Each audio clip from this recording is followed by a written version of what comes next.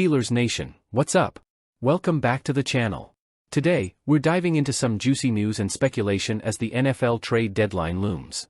If you're pumped to see how the Steelers might bolster their roster or curious about why Week 11 isn't a primetime showdown against the Ravens, stick around. Before we get into it, hit that like button and subscribe if you haven't already. Your support keeps this channel going and ensures you stay updated on all things Steelers. Now, let's break this down. Alright, let's kick things off with the buzz surrounding the trade deadline. Steelers fans have been on edge, hoping the front office pulls the trigger on acquiring a high-end wide receiver. We've heard whispers of Pittsburgh eyeing stars like Brandon Ayuk, Devontae Adams, and Cooper Kupp, but so far, nothing has materialized. With Diontae Johnson traded away in the offseason, it's clear that George Pickens could use more support to keep this offense dynamic and unpredictable. But wait, there's still hope. A name that might not be on everyone's radar but could be a potential game-changer is Darius Slayton from the New York Giants. Steelers Nation got a front-row seat to his talent in Week 8, when Slayton burned Pittsburgh's secondary for 108 yards on 7 catches. Talk about making a statement, right? Now, why would Slayton be a good fit for the Steelers? Let me break it down. Drafted in the 5th round of the 2019 NFL Draft, Slayton has been an underappreciated gem in New York. He's averaged an impressive 15.1 yards per catch over his career, showing that he's more than capable of stretching the field and winning those crucial one-on-one battles. At 27 years old, he's in his prime and won't turn 28 until January 2025, which makes him a solid investment for both immediate and future impact. The Giants, on their end, might be open to letting Slayton go, especially with the emergence of young receivers like Wan'Dale Robinson and their rookie sensation Malik Nabers. According to reports, the asking price for Slayton could be a 6th or 7th round pick, a bargain considering what he brings to the table. But here's the twist, the Steelers' 6th round pick for 2024 is tied up in a conditional deal with the Bears for Justin Fields. If Fields doesn't play more than 51% of offensive snaps, the pick stays a 6th rounder. So, it looks like Pittsburgh might need to offer their 7th round pick or pivot to another strategy if the Giants hold out for more. Imagine this, Steelers fans, a lineup with George Pickens, Darius Slayton, Van Jefferson, and a surging Calvin Austin III. That's the kind of receiving core that makes defenses sweat. With Russell Wilson under center, who's already started to show sparks of his vintage self since taking over in Week 7, adding Slayton could amplify the vertical game and open up more opportunities for Najee Harris and the ground attack. Speaking of Wilson, we've seen glimpses of what he can do when he's spreading the ball effectively. In Week 7 against the Jets, Jefferson caught a touchdown, and Austin III found the end zone in Week 8. Adding a receiver like Slayton, with his experience and explosiveness, would only elevate that momentum. Now, let's address the elephant in the room. Do the Steelers need to make a move for a receiver to stay competitive? Ideally, yes, but the offense has shown signs of life even without adding new talent. Since Wilson became the starter, the passing game has looked more fluid, and the chemistry with his current targets is building. If Pittsburgh can keep that trend going, the urgency for a big trade might not be as pressing. However, if the offense falters against tougher second-half opponents, questions will fly at GM Omar Khan and the front office about why a move wasn't made when it could have bolstered the team's playoff hopes. Let's pivot for a moment to something that's got Steelers Nation buzzing, Week 11's matchup against the Baltimore Ravens. If you're like me, you probably double-checked the schedule and wondered why this isn't the primetime game of the week. Instead, we're looking at the Colts versus the Jets for Sunday Night Football. Really, NFL? A matchup with two struggling teams when we've got a fierce Steelers-Ravens rivalry on deck? Turns out, there's a broadcasting rule that prevents the Steelers-Ravens game from being flexed into the primetime slot. Why? Because their next matchup in December is set to air on Fox, and league rules stipulate that games must stay within their assigned networks. A real head-scratcher, right? It's a missed opportunity for the league to showcase one of the best rivalries in football, especially with Lamar Jackson playing at an MVP level and the added drama of former Steeler Diontae Johnson now donning a Ravens uniform.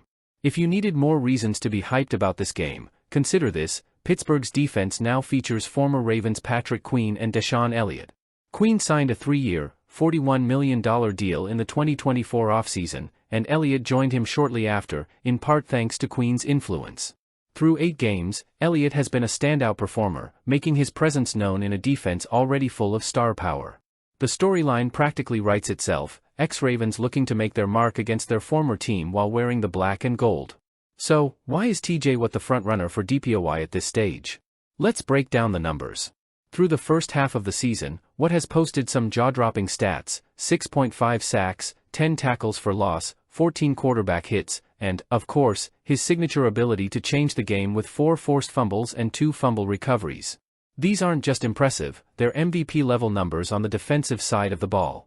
But what really sets Watt apart this season is his knack for showing up in the clutch. You know that fourth-quarter moment when the game hangs in the balance? That's what's time to shine. He's already recorded 3 sacks, 2 forced fumbles, and 1 fumble recovery in fourth quarters alone this year. According to Pro Football Focus, his 93.3 grade in the fourth quarter is tied for first in the entire league. Steelers Nation, that's elite. If you need a recent example of Watt's game-changing ability, just look at last Monday's game against the New York Giants. The Steelers pulled off a hard-fought 26-18 win, and it was Watt's clutch strip sack and fumble recovery that sealed the victory. It's these timely plays that make him a nightmare for opposing quarterbacks and a legend in the making. Mike Tomlin put it best after that game. "I'm not surprised by it, but it doesn't mean that it's not appreciated. I just come to expect it because he's got a unique talent, a unique approach. Usually, that produces unique results with a really consistent tone to it and usually at the most timely moments." I think the new Steelers are shaking their heads. I think the guys that have been here kind of expect it. Now, let's talk about the competition.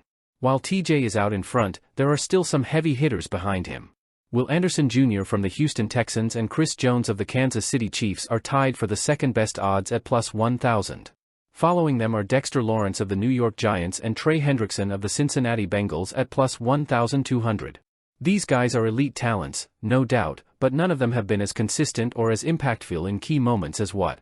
Anderson is having a breakout year, showing why he was so highly touted coming out of college. Chris Jones, as always, is a dominant force in Kansas City, and Dexter Lawrence is an absolute wall for the Giants. Hendrickson is putting up impressive numbers for the Bengals, but when you compare their performances to what Watt has been doing, particularly when the game is on the line, the choice becomes clearer. Watt's ability to change the tide of games with his clutch performances has put him in a league of his own this season. Steelers Nation, we all know TJ Watt isn't just playing for accolades. Sure, winning another DPOY would be monumental, making him only the second player in Steelers history after the legendary Joe Green to win it twice. But Watt's eyes are on a bigger prize. During the offseason, he spoke candidly about what he really wants his legacy to be.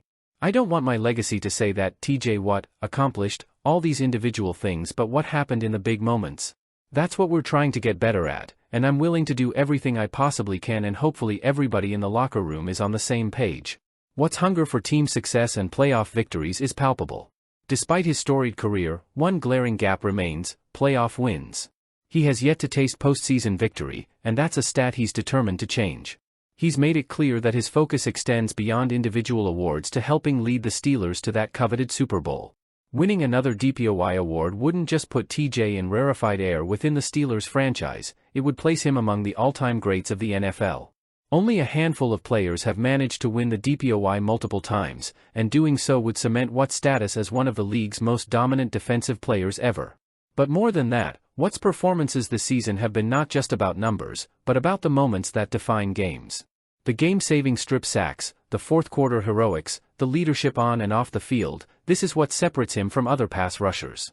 Steelers fans, we're watching history unfold every time number 90 takes the field. As we look ahead to the second half of the season, the question isn't just whether Watt will win the DPOY, but whether he can continue to elevate this team. The Steelers have shown flashes of brilliance, but consistency will be key. Watt's leadership, combined with standout performances from the rest of the defense and an improving offense, could spell a deep playoff run. And remember, a DPOY award would be nice, but it's that Super Bowl ring that would truly solidify Watt's legacy as one of the all-time greats in Pittsburgh. So, here's the big question, Steelers Nation: should Pittsburgh make a move for Darius Slayton or roll with what they have? Slayton's speed and consistency could provide a serious boost to the offense, but the current lineup has shown it can still be effective, especially with Wilson starting to find his rhythm. And as for the Week 11 game, even though it's not under the bright lights of Sunday Night Football, you better believe it'll have all the intensity of a primetime clash. Now it's your turn. What do you think? Should the Steelers go all in and trade for a receiver, or should they keep their cards close and ride the wave? Drop your thoughts in the comments below. And if you enjoyed this breakdown, don't forget to hit that like button and subscribe to the channel for more exclusive Steelers content. Thanks for watching, and as always, let's go Steelers!